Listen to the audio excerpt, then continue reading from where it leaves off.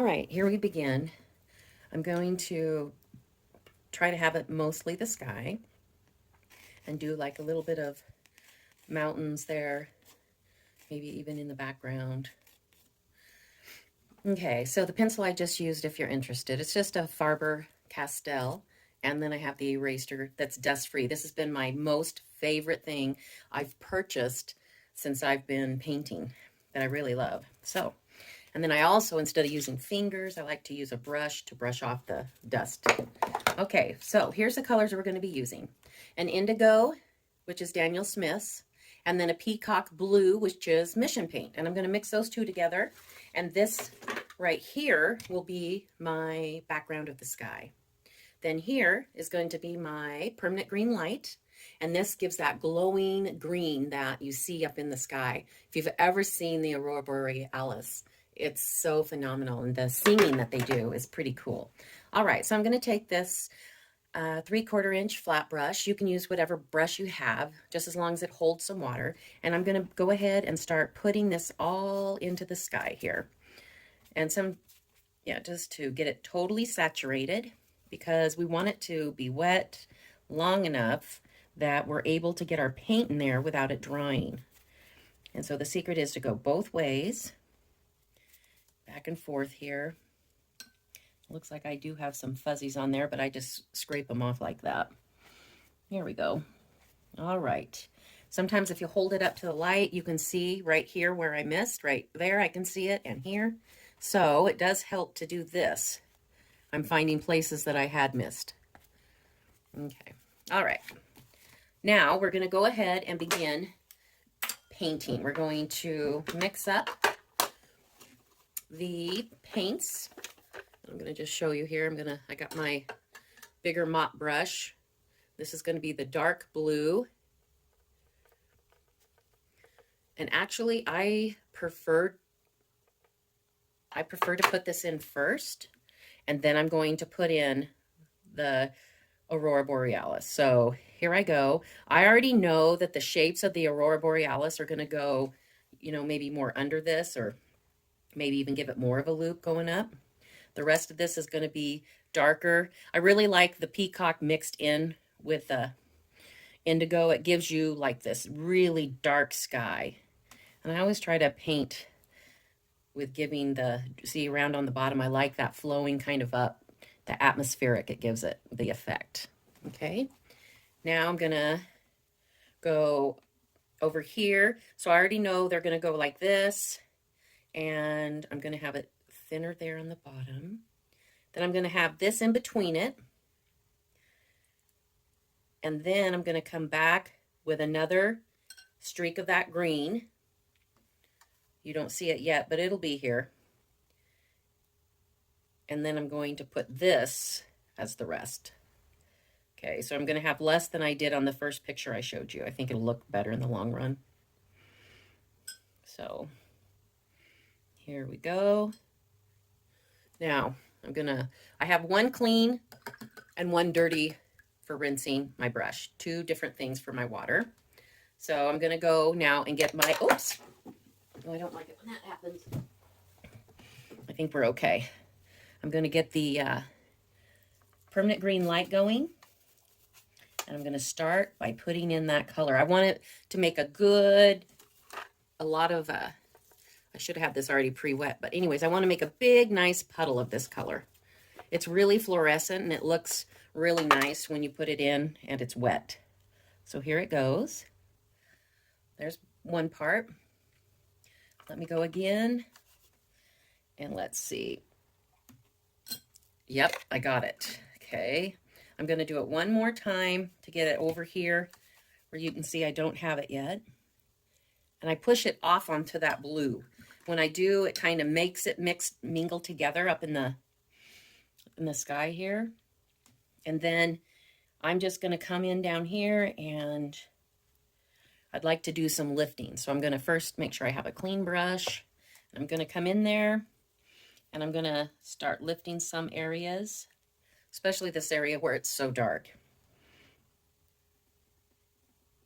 There we go. And let's see, I might go ahead and put some more green in that, I think.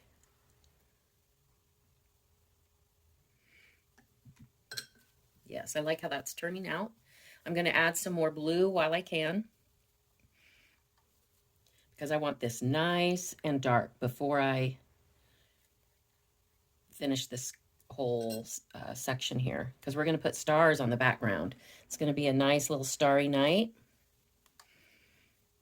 And while it's still wet, I can kind of go with it. But if you go too long and start touching it and it's starting to dry, then you've missed your opportunity. Like I would say probably here, it's barely wet. And if I was to go into that now, I'll just show you.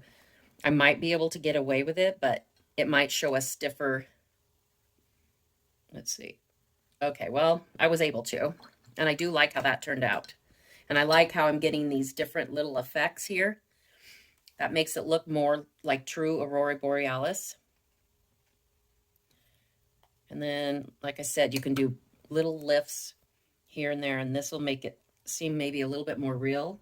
When you have it, the lightest spot at the base is what you want, because that's like your bright.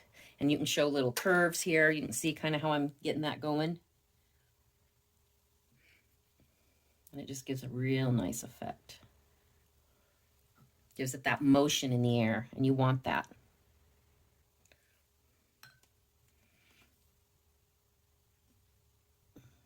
All right. And I think what we're going to do is let that dry, and then we'll come back to it. To speed up the drying process, I'm using an embossing tool, but I like it because I can dry it real quick. Here I go. All right, I've got it pretty much dry now to the touch. It's a little moist right in there. But what we're going to work on next is down here into the shadows and the mountains, okay? So we definitely want to use a watered down version of that sky. So I'm going to add water. And because this has got this color, it's going to reflect onto the snow. So this is the snow down here. And like I said, I'm just going to kind of put this around here. We're also going to have some of the northern lights in there too. So we have to remember that green, I kind of want a smaller brush than this. Ooh, shoot. When you get it into the sky, you want to get your tissue and blot as fast as you can. Because see how that made that little circle? I may have to go in and touch that up. We'll see. And usually I like to water this down first, and I think that's what I hadn't done yet. Okay, here we go. And this will give an overall effect of a color, and then we can do our shadows and stuff for hills. And we're going to put in some trees because it is up in the Alaska wilderness. Yep. Okay, so just going to get the same kind of brush, but just a smaller size. And they're Princeton Neptune. I like them because they're soft, but it's not the only ones I like. You can use, all kinds of brushes. All right, so you can see I've got a little bit of an issue with splatting water. I'm not going to paint it yet. I'm going to wait because more than likely I might have an accident again. So, all right. So I'm going to come in here and I'm going to start adding. I'm going to use Paynes Grey. And I used a little Indigo. This is pretty close to that, but it's a little bit different. And then, yeah, and this will give this effect that you're going to see.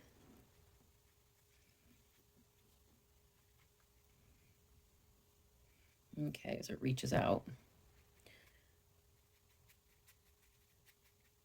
And then I'm going to just come in here and add the green to it here and there so that we can see it in the painting, right? It's going to be green right there, wherever it's, hitting the most. And then maybe some right in here,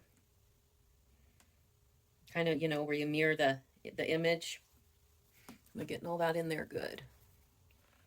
I'm going to hit there, the top. Then this is just going to be some blue over here. Okay. All right. Meanwhile, I'm going to start mixing in for my trees. I'm going to use that Phthlo Blue Green. And again, I'm just going to mix it with a little bit of Peacock. And then I think I'm going to add a little bit of Paynes Grey. I should show you what I'm mixing here. So I've got my Phthlo Blue Green, Peacock sitting there. And then I'm going to add a little bit of Paynes Grey.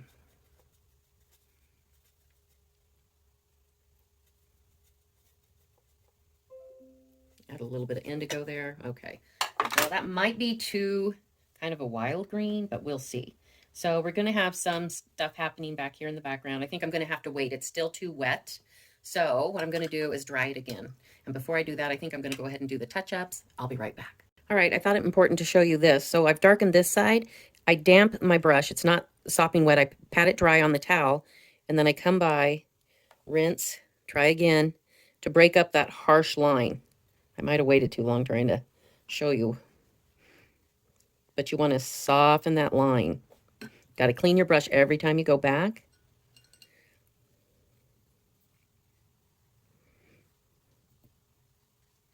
This is just water. But because there is that blue there. Oops, I don't like those. Let me go back down. Pull those, see those little, there we go. All right. I still would like this to blend just a little bit more. Now I'm putting some more blue paint on there and see if I can get it to soften that way with it all wet. All right, we're going to let that dry, and I'm going to continue on now to the other side. All right, so what I had to do is come back in with the green to make it kind of blend better. And I'll show you. I'll do it over here after I do the center, because I kind of want to see you or show you what I'm doing here, because if I'm having to do it, you might have to do it too. And it wasn't dark enough. And to have a black sky, you've really got to get it pretty intense. All right, now I'm going to rinse my brush. First, I'm going to go ahead and soften the edges. And we'll see how well this works. And then the same with over here. I don't think it's wet enough here. Okay. Oops, I didn't clean that brush. That's important. Okay, so now I'm going to take that green again and come back in while it's wet like that. I'm going to put that fresh in there. Then again, I'm going to go with my brush, wet or damp, because I do wipe it off. And then just kind of make that, see if I can get that to blend better.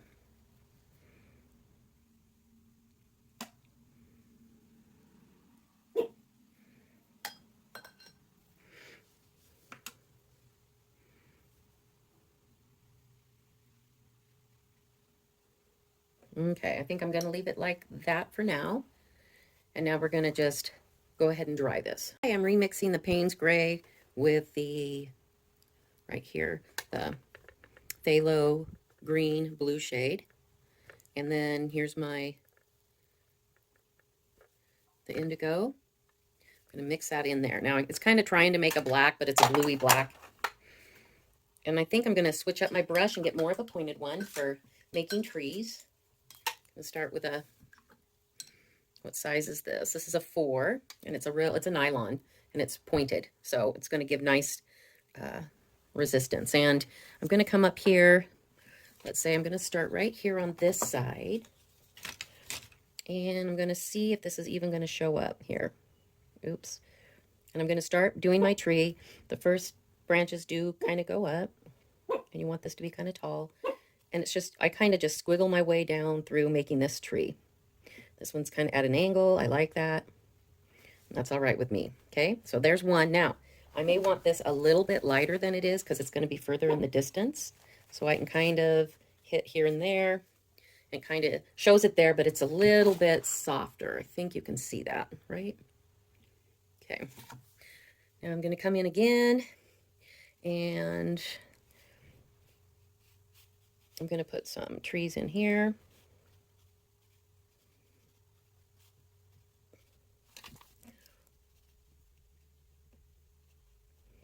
See at the bottoms, they kind of come down. I got to make sure my brush is wet enough, because you can't even really see this one there very well over the other one. I think I'm going to have to, when I get some snow on there, I think you'll be able to see it more. I think I need to go blacker. That's what I'm going to do. So I'm going to get back in that Paynes Grey, and then I think I might add some burnt umber, because I'm going to need this to go dark. And when you add the brown and the blue, they make it darker. All right, so this is kind of the color I ended up with. I think actually this is burnt sienna, or I can't think the name of that right now. Let's see. I usually have them marked what they are.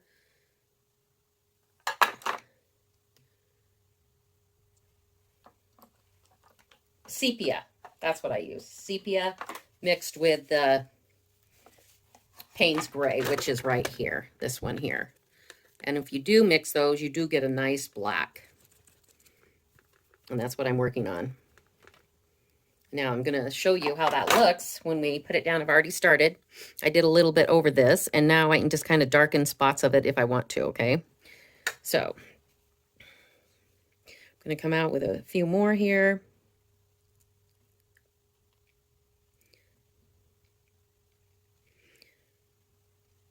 And in Alaska, they're not too bushy, so that's something to consider too, you know, when you're doing them.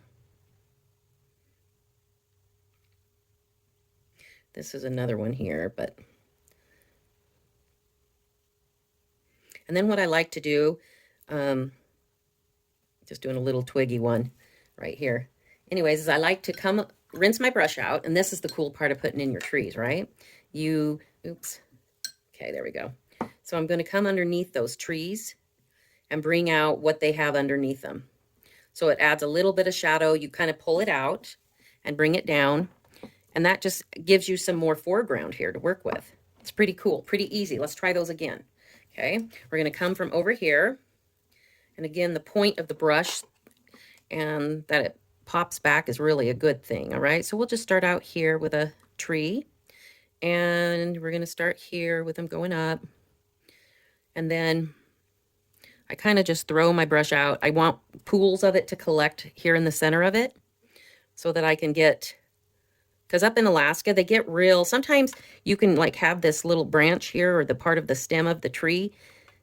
The trunk, thank you. And then the trunk is just kind of left bare because the snow for going up over it year after year, it wears on those trees. And then maybe, you know, you might have some little twigs here and there. All right. So there's one. I'm going to put in some more. This one, and you want to stagger the heights. Notice I have a shorter, tall, this one, this, that one you can't even see. I'm giving up on that one, but I'm going to come in. I might want one also back here. So you just don't have that stark white. And I like to push it off the edge of the paper. I think it looks more realistic right there. Okay, so that one's there. Now I'm going to come in again, mix in a little bit more of that paint because I got plenty of that, but I need it to have that darker Paynes Grey in there, and then the sepia, or you can use burnt umber, either or. Okay, so here I come in.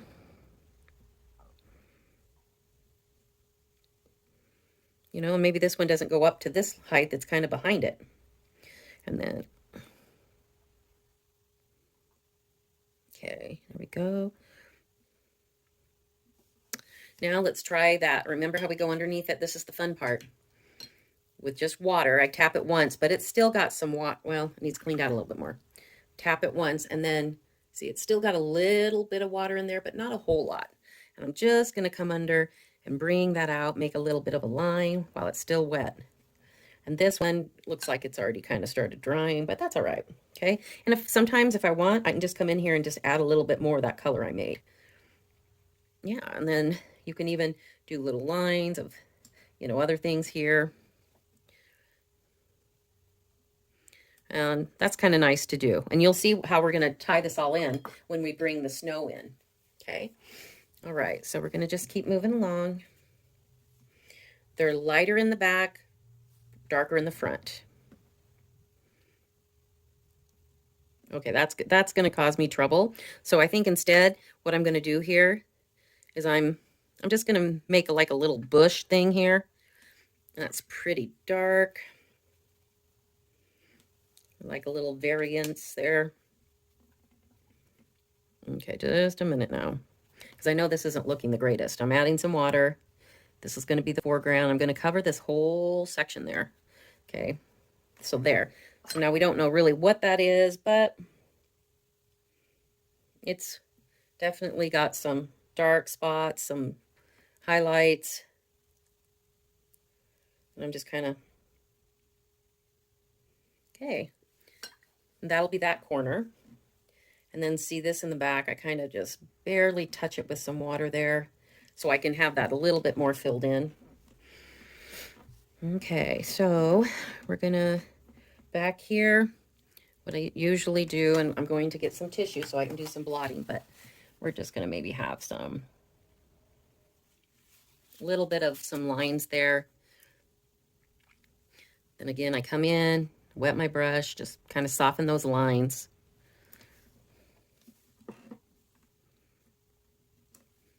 And then kind of bring the water over that. Yeah, there you go. Because we want variance, you know, different angles, showing different things here. Now we've got something here we want to work on, and I don't want these same angles. I want it to look a little different, so I'm going to probably just pull this over a little bit more. And that way it breaks up this point to this point. This way it brings it across. But then I dilute it. Okay, and then I might even add a little bit of that blue there, just adds, again, variance of shades of color, adds more interest. Ooh, I didn't want that much blue there. Okay. Okay, now I'm going to come over. Okay.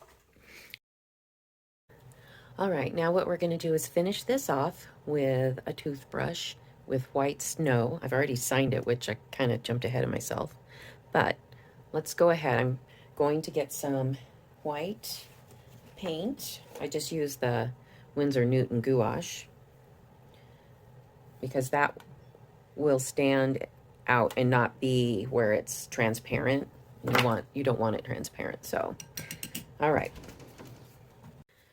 So I'm going to dip my toothbrush into, first I'm going to wet it and then tap it off and then get it into the paint like this. I don't want it too watery, and I might have got it a little bit more than I wanted. And then I'm going to spritz it with, yeah, flicking it this way. And then we'll put a little bit down here. Oh yeah, and I haven't added the snow to my trees yet. All right, so there's that. And next we're going to add the snow to the trees. And put a little bit here and there, kind of on the top, so that they kind of look heavy with the snow.